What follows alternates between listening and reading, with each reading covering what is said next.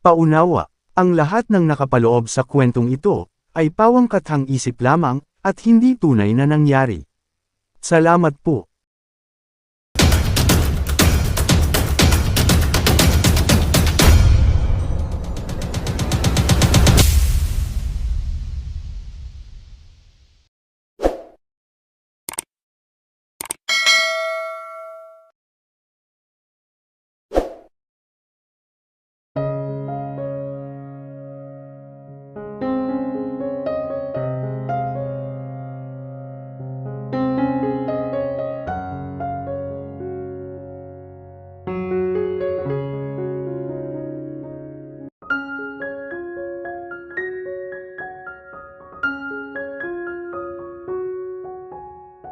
Nagsimulang gumapang ang init sa likod ni Isabela.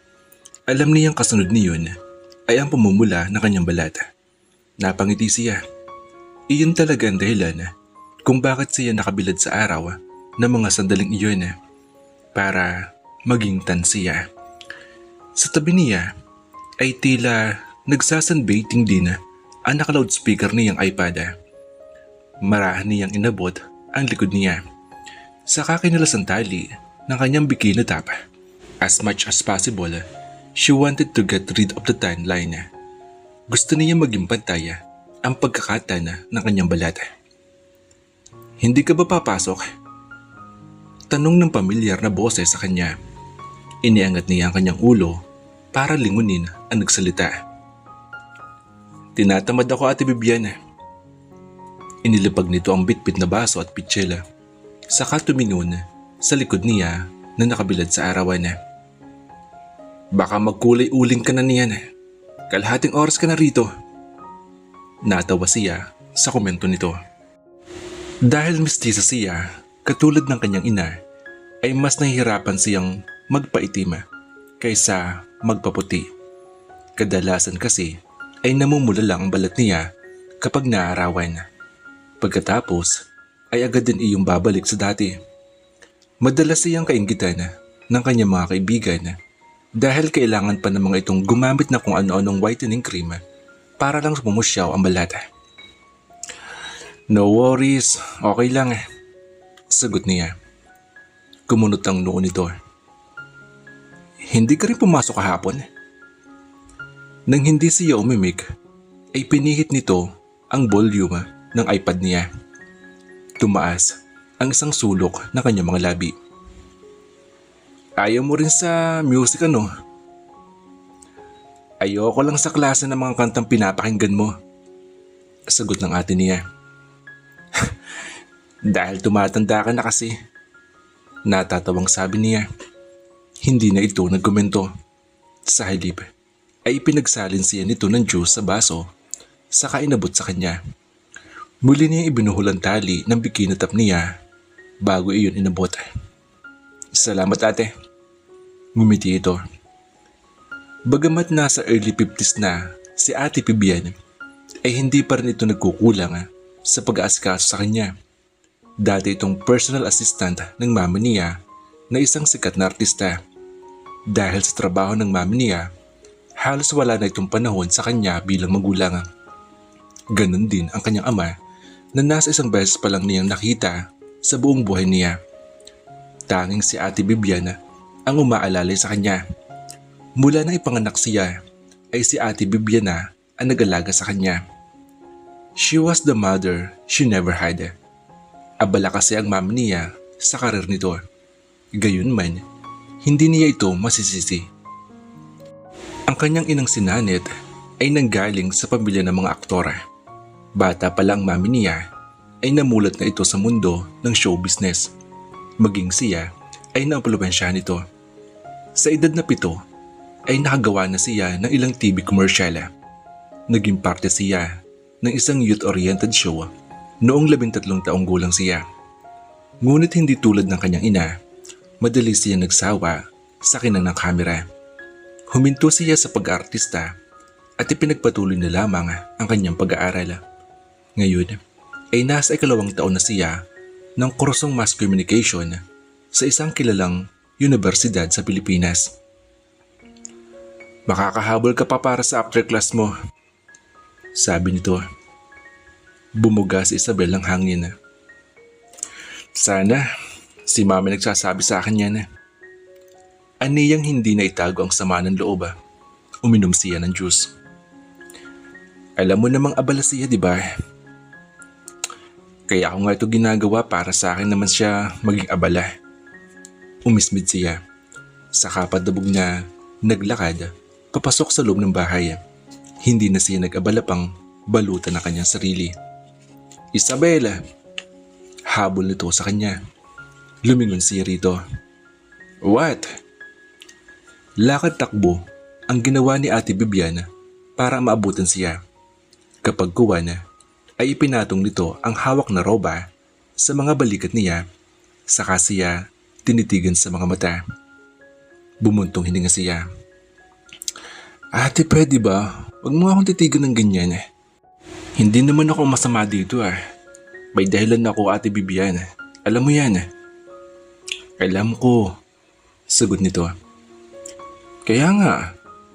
Aniya, saka ipinagpatuloy ang pagpasok sa bahay. Nakahanda na isusuot mo. Pahabol nito habang umaakyat si Isabela sa hagdan. Napabuntong hininga na lamang siya. Samantala, kanina pa naaalabadbaran si George sa kwento ng kaibigan niyang si Simon. Paano ay tungkol sa mga babae na naman ang bukang bibig nito. Heto pa, kilala mo si Erica, di ba? Tumango siya habang nakatuon ng mga mata sa ginagawang sketch. Ang tinutukoy nito ay ang sikat na member ng cheering squad sa kanilang universidad. Matagal na nitong sinasabi sa kanya na nais nitong pormahan ang dalaga. Ngunit hindi sila nito pinapansin. Kung sa bagay, sino ba naman sila para pag-interesan ng isang sikat at mayaman na dalaga? Nakausap ko siya kanina. Nalaman ko na single pala siya. Oh, tapos? Tanong niya na hindi pa rin tinitingnan si Simon. Nakuha ko na yung number niya, pare. May himig na pag-iibang sa boses nito. Napangiwi siya. Tila malaking achievement dito ang ginawa nito. Hindi na siya magtataka kung isang araw ay sabihin nito sa kanya na nobya na nito si Erica. Good luck. Baliwalang sabi niya. Bigla nitong hinampas ang balikat niya. Dahilan para madungisan ang inisketch niya. Lumingon siya rito. Pambihira ka naman, pare. Kung makapag-good luck ka, parang wala kang bilib sa akin. Believe me, dude! Anito na ikinataas ang isang kilay niya. Magiging girlfriend ko si Erica. Mayaman yun. Maganda pa. Komento niya. Aba, gwapo naman ako, di ba? Saka, ano naman ngayon kung mayaman siya? Mahalaga ba yun? Napabuntong hininga siya. Inilagay niya sa folder ang mga sketch niya bago humarap sa kaibigan niya. Kung hitsura ang pag-uusapan, tiyak na hindi pa huhuli si Simon sa mga heartthrob sa kanilang universidad. Idagdag pa na scholar ito at miyembro ng kanilang football team. Isang bagay lang naman ang maaring ikasablay nito. Hindi ito mayaman. Pareho silang nasa huling taon sa kursong Fine Arts, major in advertising. Pareho rin silang full scholar sa kanilang universidad. Kung hindi pa pinalad na mataas sila sa academics, ay hindi sila papalaring makapasok sa ganong kamahal na eskwelahan. Family driver ang kanyang ama, samantalang isang public teacher ang kanyang ina. Parehong OFW naman sa Dubai ang mga magulang ni Simon. He had never been worried about Simon being heartbroken. Wala pa kasi itong niligawan na hindi ito sinagot. Pero iba ang sitwasyon ngayon. Hindi birong pormahan ang isang Erica at bukod sa maganda ito ay nagmula ito sa grupo ng mga elitista. Matagal na niyang alam na may pagtangi ang kaibigan niya sa dalaga. Pero tila imposible na magkalapit ang loob ng mga ito. Kaya nga wala siya naging reaksyon kahit nakuha ni Simon ang numero ni Erica kaya napailing na lang siya. Sigurado ka ba sa pinapasok mo ha? Nag-aalalang tanong niya sa kaibigan. Bakit hindi? Sagot nito. Pare, iba si Erica. Alam ko naman yun. Ngumiti ito, saka sinuntok ng mahina ang kanyang braso. Sinasamanta ko lang pagkakataon. Gusto ko talaga siya eh. Simon, hindi niya naituloy ang sasabihin dahil biglang lumampas ang tingin nito sa kanya. Pare, si Erica oh.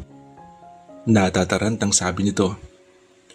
Bumaling si George sa direksyon na tinitingnan ni Simon. Walang dudang may ipagmamalaki si Erica pagdating sa kagandahan. Bukod sa magandang mukha, ay kahanga-hanga ang hubog na katawan nito.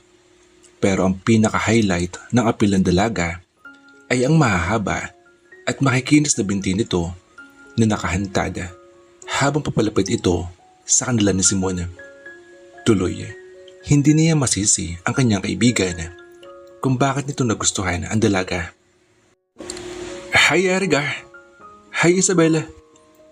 Ginantahan ni Erica ng ngiti ang pagbati ni Simon. Hindi naman pinansin ng kasama nito ang kaibigan niya. Of course, bakit ito gagawin iyon? Isabella was known to be snaba. Si Isabella ay anak ng sikat na artista na si Nanette. Ang alam niya ay naging artista rin ito, ngunit nawala agad sa limelight dahil mas pinili nitong pagtuunan ng pansin ng pag-aaral, which he thought was not happening dahil balita niya ay mas madalas itong gumimik kaysa umattend sa mga klase nito. Agad na tumayo si Simon nang tuluyang makalapit sa kanila ang dalawang dalaga. Nang mapansin nito na wala siyang kakibo-kibo, ay pasimple siya nitong hinatak patayo. Saglit niya itong tinapunan ng masamang tingin bago siya bumaling kina Erica at Isabella. Hi! Bati uli ni Simon sa dalawa. Hello! Nakangiting sagot ni Erica. Ngumiti siya nang bumaling ito sa kanya. Sino ang kasama mo? Tanong nito na hindi inalis ang tingin sa kanya. Ipinatong ni Simon ang kamay nito sa balikat niya. Si George. Huwag mo siyang pansinin eh. Hindi mahilig makapagkaibigan to at makapag-usap. Nakakunot noong lumingon siya sa kaibigan. Marahan itong pinisila ang balikat niya. Noon niya nakuha ang nais parating nito. Simon wanted him to be out of the picture. Marahil ay nahihiya itong pumorma kay Erica nang naroon siya. Kung sa bagay, pulos pa ang antsawa ang aabutin nito sa kanya kapag nagkataon. Hay, maiwan ko muna kayo. May pupuntahan pa kasi ako eh. Paalam niya sa mga ito. Bakit? Tanong ni Erica habang tahimik na nakatingin lang sa kanya si Isabella. May aasikasuhin kasi ako. Pagdadahilan niya. Oo nga. Segunda ni Simon. Kapag kuwan ay tinunguan si George na Erica. It was nice to meet you na lang aniya. Saka inilahad sa dalaga ang kanyang kamay na agad nitong tinanggap. Pagkatapos ay bumaling siya kay Isabella at inilahad din dito ang kamay niya. May ilang segundo na tinitigan lamang nito ang kanyang kamay. Pasimpleng umangat ang isang kilay niya. Mukhang makakatikim siya ng kasupladahan nito. Pero ganun na lamang ang gulat niya nang ngumiti ito. Hinablot nito ang kamay niya, sabay hatak sa kanya palayo. Let's go. Ha? Sige. Nasabi nilang niya kina Simon at Erica. Mababakas sa mga mata ng mga ito ang pagtataka. Bumaling siya kay Isabella nang makarating sila sa hallway. Tila naghahanap ito ng mapupuntahan habang hawak-hawak ang kanyang kamay. Pwede mo na sigurong bitawan na kamay ko. Aniya rito. Tumingin ito sa kanya. Her face was blank when she let go of his hand. I'm sorry. Anyway, it felt good holding your hand, George.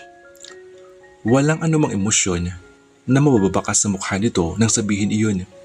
Gayunman, nahimigan niya ang pagkaaliw sa boss nito. Tinalikuran siya nito, saka naglakad palayo. Ilang sandali siyang napako sa kinatatayuan niya bago tumimo sa kanyang isip ang sinabi nito. Natagpuan na lamang niya ang sarili na hinahabol si Isabela. Hey, kilala mo ako? Tanong niya nang makaagapay sa paglalakad nito. Oo naman. Humarap ito sa kanya. Officer ng Student Council, Vice President ng Artist Guild, Dean's Lister, at may possibility na tumakbo bilang President ng Student Council. Anito, natigilan siya. Wala sa hinagap niya na alam nito ang maraming bagay tungkol sa kanya. Wala sa loob na napangiti siya. Paano mong napatigil siya sa pagsalita na magsalita ito? Oh my George, hindi naman sekreto na nalaman ko. Those are only basic information. Nakalagay lahat yun sa profile mo sa web ng school, right? Nahihiyang napakamot siya sa ulo. Oo nga pala, tama ka. At isa pa, you are among those boring students here.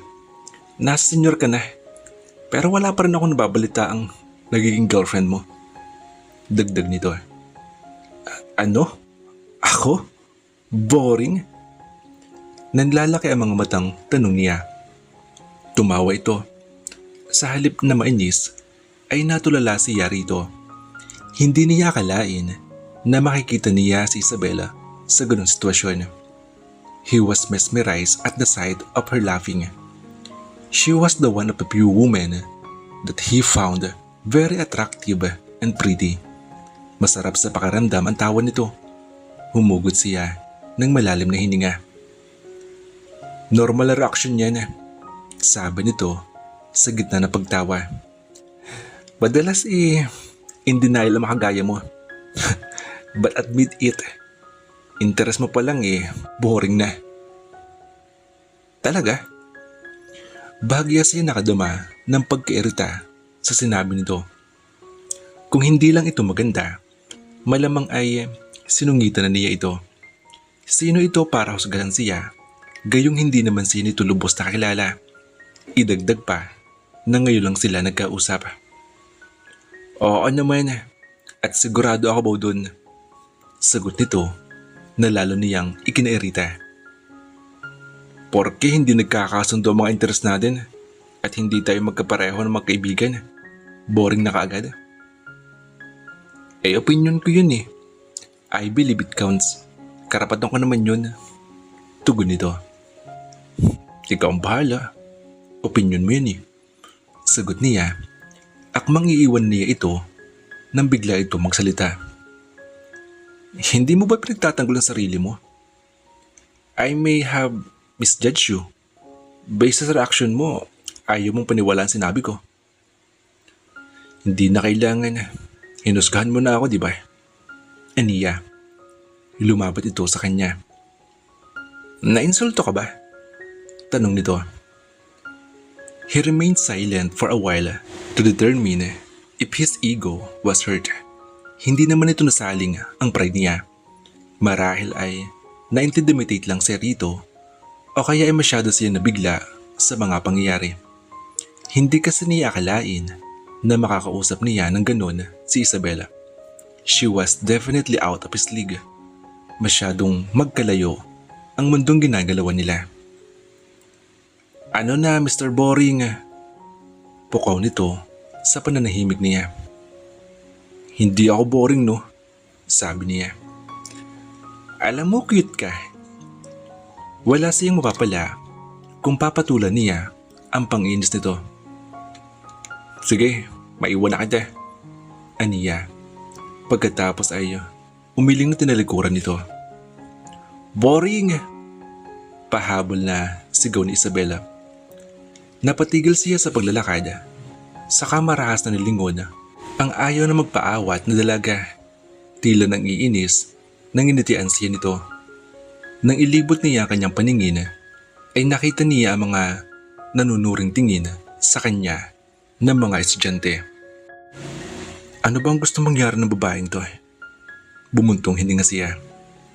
Maya-maya ay lumapit siya rito para gawin ang isang bagay na alam niyang makapagpapatahimik dito. Sinabi ko na sa iyong hindi ako boring eh. Sinapo niya ang magkabilang pisngi nito saka hinilikan ang nakaawang nito mga labi. Sa pagkakataong iyon ay hindi na ito nakahuma.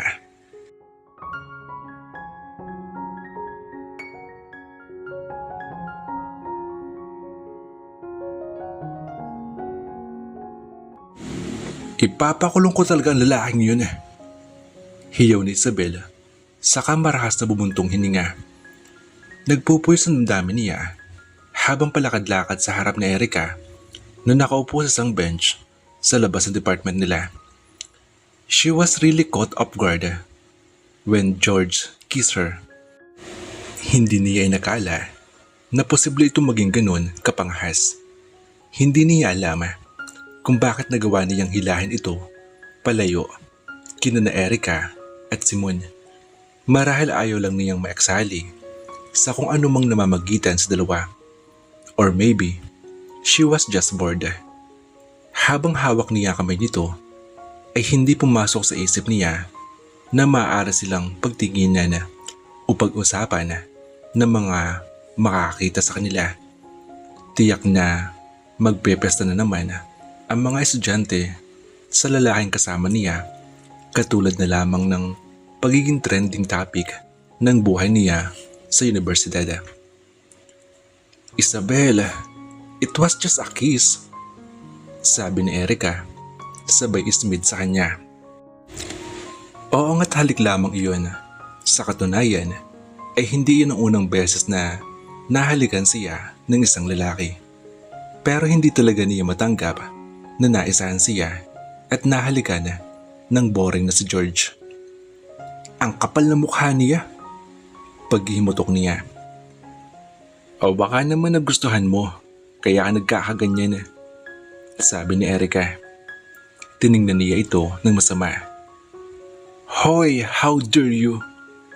Aniyang naniningkit ang mga mata. Ay, galit. Tumawa ito.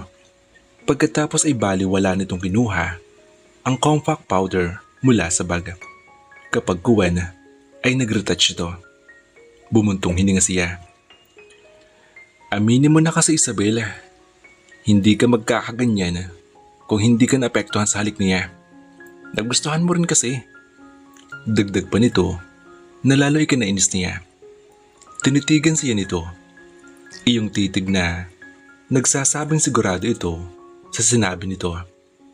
Hindi siya umimik.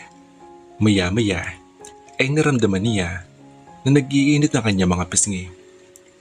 Totoo nga kayang iyon ang dahilan ng panggalaitin niya na sa unang pagkakataon ay nadala siya sa halik ng isang lalaki. Ipinilig niya kanyang ulo sa isiping iyon. Hindi iyon maaaring mangyari. Gutom lang yan, Erica, sabi niya na ikinitawan ito ng malakas. Ano ba? Ano nakakatawa? Don't get me wrong ha, pero hindi ako tulad mo. You seem into Simon. Umismid ito. Why? What's wrong with him? He likes me. And he seems okay. Wala ako nakikitang masama dun. Hoy, he's not like... Isabel, stop it.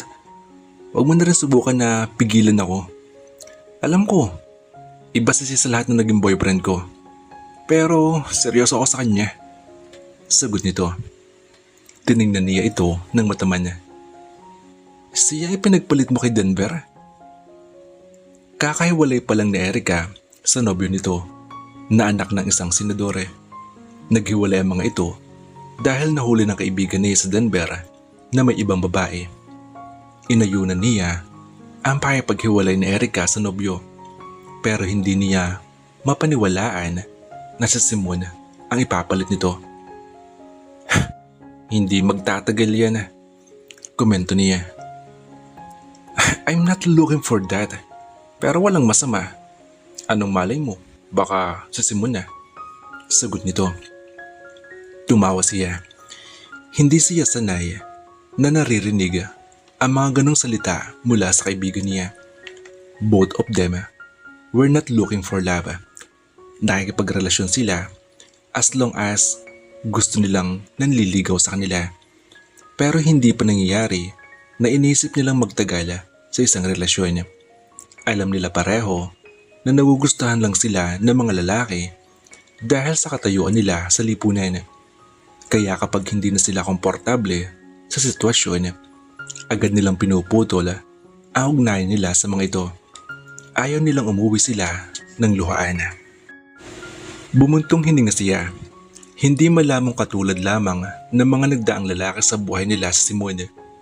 At natatakot siya dahil sa palagay niya ay may ibang pagtingin dito sa Erica. Baka saktan ka lang ng taong yun, sabi niya, saka pumalatak. Let's see, matipid na sagot nito. Erica, bulalas niya. Alam niyang iba ang tumatakbo sa isip ng kaibigan niya.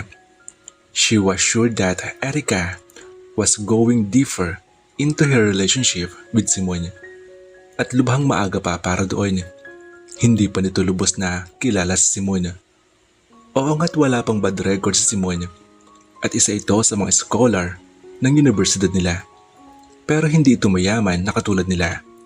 Maaaring gusto lamang sumikat ni Simon, kaya gusto nito ang kaibigan niya.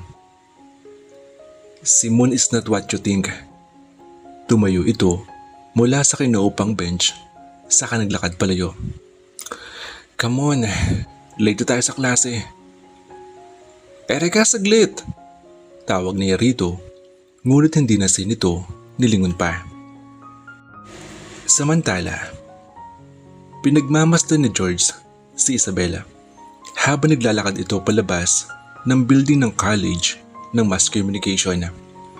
Maraming estudyante ang bumabate rito na agad naman itong ginagantihan ng halatang pilit ng ngiti. She wasn't that friendly. Tiyak na hindi ito mananalo sakaling pumasok ito sa politika. Kumbaga, hindi ito pangmasa.